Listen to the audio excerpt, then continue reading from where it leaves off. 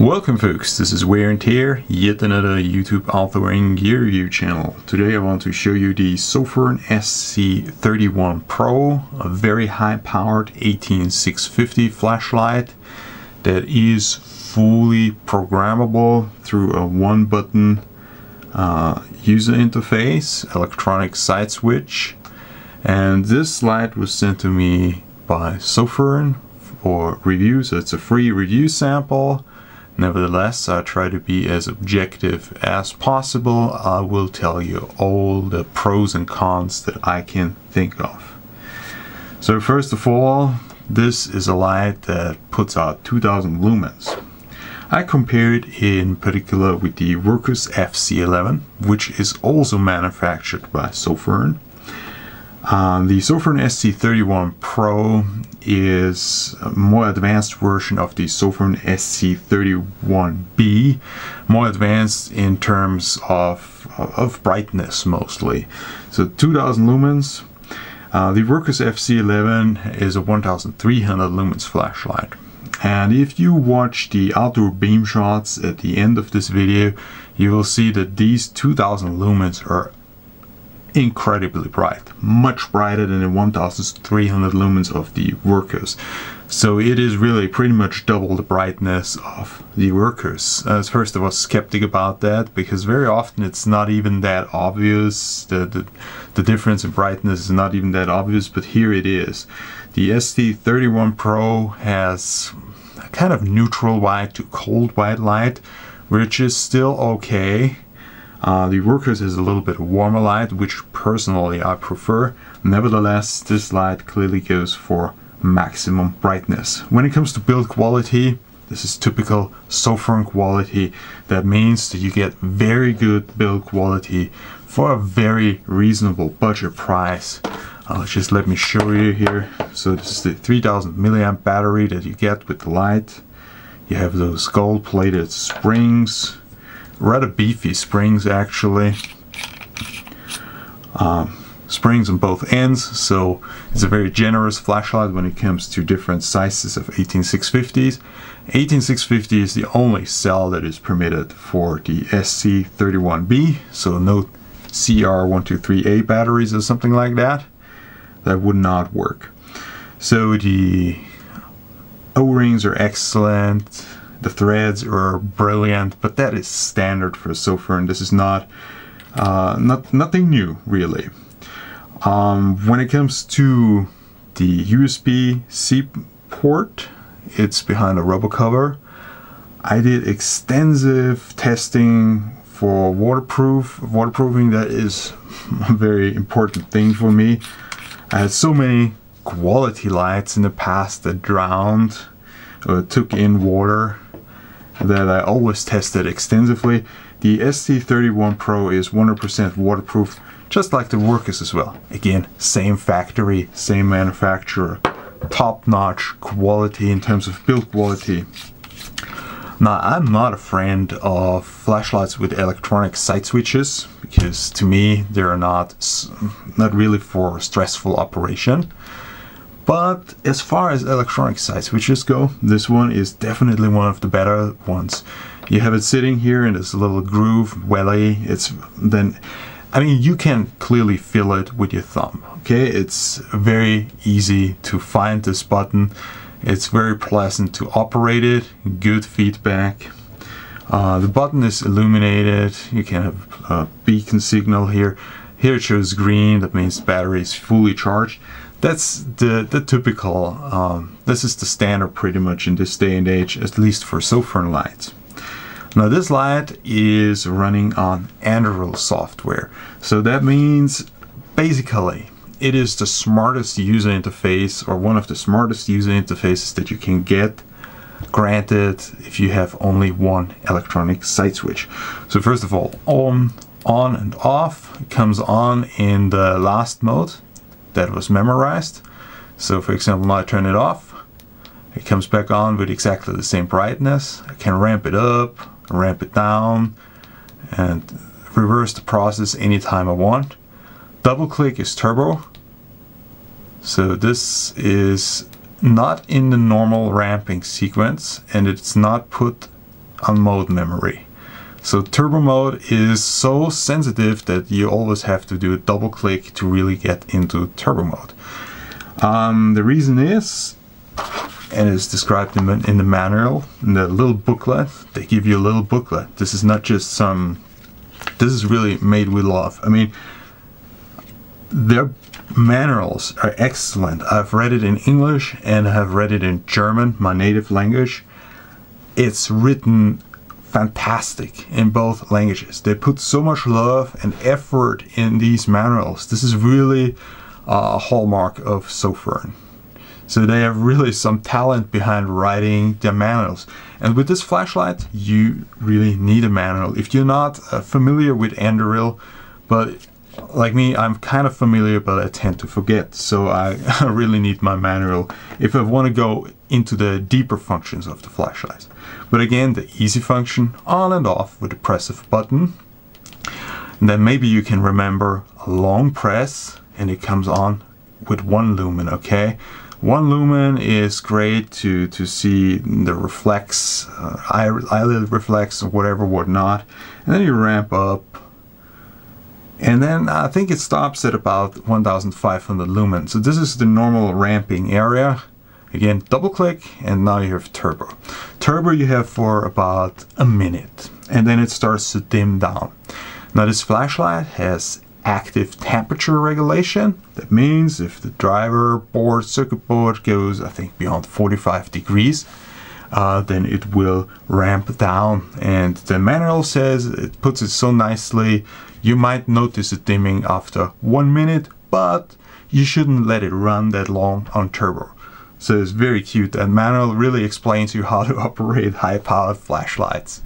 Anyways, but in the deeper functions of Anduril, you could even program the active temperature regulation. So you could say, no, I don't care. My flashlight runs up to 60 degrees before it dims down.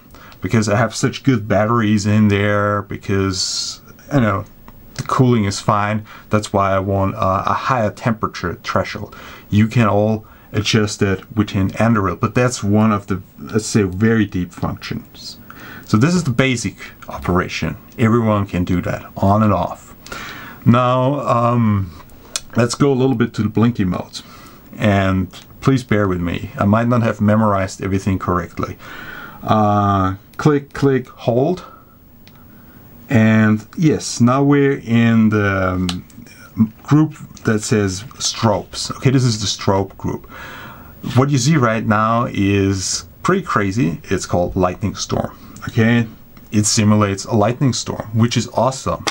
You can put this flashlight into your window and kind of like neighbors think you have a specific little lightning storm in your apartment. Maybe you turn on your superhero powers, who knows. As the manual explains so nicely, if you put a diffuser on the flashlight, the effect becomes even better.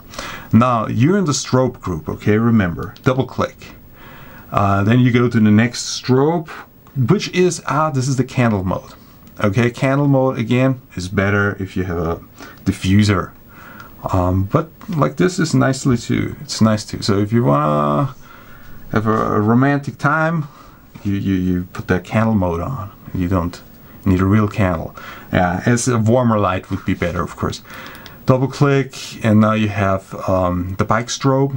Double click again and now you have a nasty high frequency strobe that you can use, for example, to stop objects during photography. Like if you want to photograph your drone and you want to see the propeller blade while they're moving, you would use a light source like that.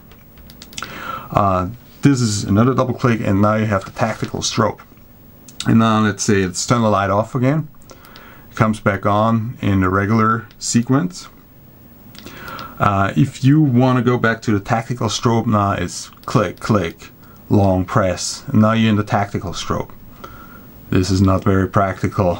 Till you find that in a stress situation, you will have been mugged 10 times over. But anyways, it's okay. It's alright. At least it has a tactical strobe. Who knows? Maybe you need it as an emergency beacon. You have another group that is called blinkies. That would then be blinkies, click, click, click from off. And then you're in the clicky modes. You can do a battery check. You can do a sunset mode where it starts at a low level and then slowly dims down. You have a beacon mode and a temp check mode. So again, you have different mode groups, and through these different mode groups you can access different functions of the light. The basic operation is very easy. You can also put that light in a muggle mode, of course. It's nicely explained in here as well.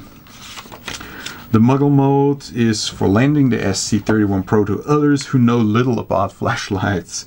So then the output is reduced to make sure somebody won't start a fire. Yes, you will start a fire with this light. 2000 lumens produce a lot of heat. If you have it like this in your pocket, you're gonna have a hole in your pocket very soon. So then you have a very simplified interface with a lumens range of 5 lumens to 240 lumens. How do you turn the muggle mode on? From off, 6 times. You click 6 times to enter it. 1, 2, 3, 4, 5, 6.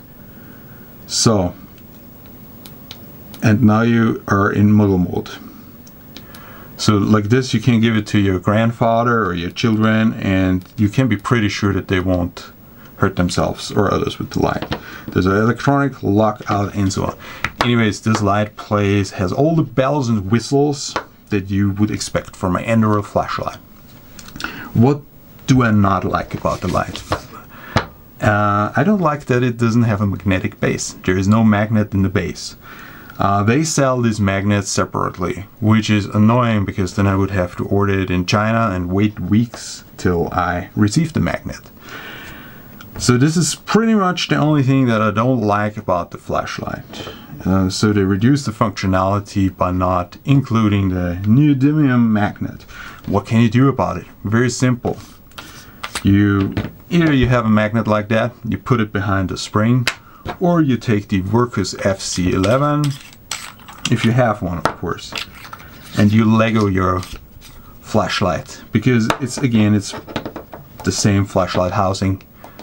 And you can basically Lego these two lights. You could just take the head from this light and exchange it with the head of this light. It is totally possible. It's compatible. And it's almost the same size too. Those lights, the Wurkkos is a little bit bigger than the SC31Pro. So if you already have a light with a magnetic base, the FC11, then you can maybe Lego those lights. So my conclusion about the SC31Pro is it's an awesome powerhouse. I know 2000 lumens and such a small flashlights, it's not most reasonable, it's not, but it's good to have it. It's good to have the option to totally light up your neighborhood and to scare your neighbor's cat away if it's 5 miles in the distance, because 2000 lumens is just awesome. So fun thing to play, and it's always better to have more light available than you actually need. Maybe you need that 2000 lumen bursts one day. More reasonably, you would actually work such a light between 500 and 1000 lumens if you have it constantly on, because this is about the area where they run most efficient and where you do not lose too much energy as heat, and where you just get the longest run times with the most light. So this of course could then be done with the Wurkkos FC11 as well, or with the SC31B. But anyways, we all want to have more lumens in case we ever need more lumens, and we always need more lumens to impress our flashlight friends. So the SC31Pro is an awesome light. Go check it out if you have any interest in sophisticated yet pretty reasonably priced high-powered LED flashlights. This was Wear and Tear, over and out. So here we have the Sofirn SC31Pro, 2000 lumens and max. See the farm building up there. And that's compared to the Wurkkos FC11, neutral white, 1300 lumens. Oops, sorry, blinky mode. Also illuminating the farm building. Again, the Sofirn. Now let me walk up there with the Sofirn and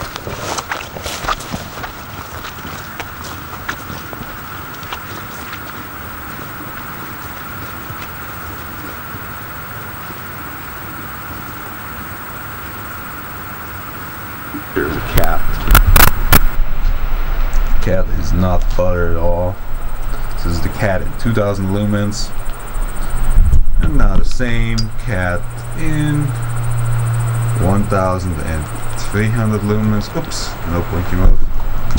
Their same cat, 1300 lumens. Would you focus? Yes, 1300 lumens. Neutral light on the cat. And now again, 2000 lumens on the cat. More cold white. So it's about the difference.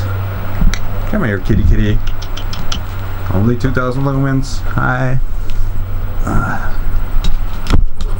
Wall, 2000 lumens to the right, 1300 lumens of the Wurkkos FC11 to the left.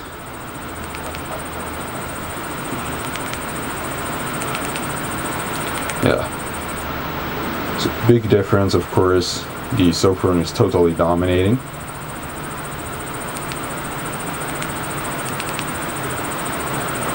It's the Wurkkos and it's the Sofirn. Yeah. Huge difference in output.